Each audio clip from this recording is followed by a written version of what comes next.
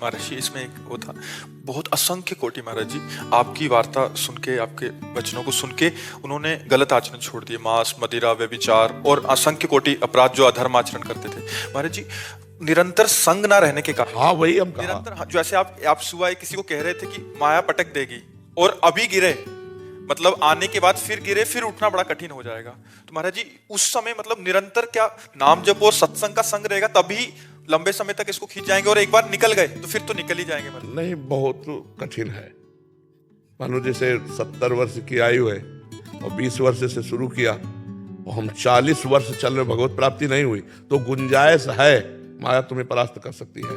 तो हर समय नाम जप, सत्संग और लक्ष्य, बराबर लक्ष्य बना रहना बहुत समय तक, यही तभी कहते हैं कोई लाखों में एक चलता है, चलने वाले हजारों में कोई एक ठीक से चलता है, और ठीक से चलने वालों में कोई एक बिरला पहुंचता है।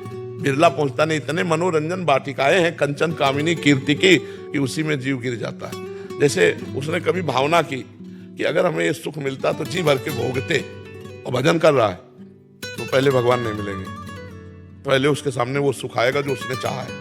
ये पक्का है, पक्का 1000%। जो इच्छा करी हो मन माही, प्रभु प्रसाद कछ दुर्लभ नहीं।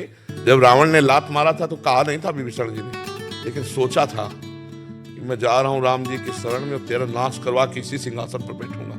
तो भगवान ने जाते ही पहला काम किया था, समुद्र का जल मंगा करके लंकाधिपति कहा था आओ लंकेश। तो घबरा गए कि प्रभु मैं तो आपकी शरण में आया हूं, लंकेश बनने नहीं आया। तो प्रभु ने कहा नहीं, इस बात को स्वीकार करो।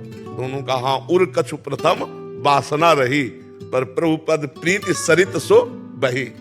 प्रभु थी मन में बात, पर अब आपके चरणों को देखकर प्रेम सरिता में बह गया। मुझे लंकेश नहीं, आप अपने चरणों का नहीं, बोले लंकेश भी बनो, चरणों की दासत्व भी प्राप्त करो। तो हमें लगता है कि अगर हमारी वासना कोई है अंदर, फिर आगे भजन के बल से पहले वो वासना पूरी होगी। नष्ट तो नहीं होगा साधक, भ्रष्ट तो नहीं होगा, बादलों की तरह छिन्न भिन्न तो नहीं होगा, क्योंकि भगवान का जन है, पर निर्वासनिक बिना हुए वो आगे उन्नति को प्राप्त नहीं होता। इसलिए वासना कोई न कोई बनी रहती है, और जहां भजन हुआ तो कंचन कामिनी कीर्ति इनका संयोग होने लगता है, तो साधक मनोरंजन में लग जाता है, फिर वो मार्ग रुक जाता है। इसीलिए जन्म जन्म मुनि यतन कराही, वो अंत राम कही आवत नहीं। तो प्रयास करते रहो, कभी चूक मत करना। यही महाराज जी जो आपने कहा, यही स्थिति मेरे साथी से कैसे बचे? नाम जप खूब, और नाम जप बढ़ाओ, पावर बढ़ाओ, राधा राधा राधा राधा राधा राधा, और गलत संग ना करना। राधा राधा कहते हुए भी यदि गलत संग करोगे, नारद जी से प्रश्न हुआ कस तरति कस तरति कस तरति मायाम, कौन तर जाता है, कौन तर जाता है, माया से कौन तर जाता है?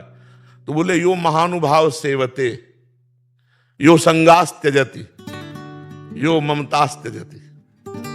जो महापुरुषों का संग करता है और कुसंग का त्याग करता है और किसी से ममता नहीं रखता, वो निकल जाएगा। यो महानुभाव सेवते, महापुरुषों का संग, उनके वचन। बाबा ने कहा कि ऐसे नहीं देखना, नहीं देखना। बाबा ने कहा ये चीज नहीं खाना, नहीं खाना, ऐसे नहीं बोलना, ऐसे नहीं देखना।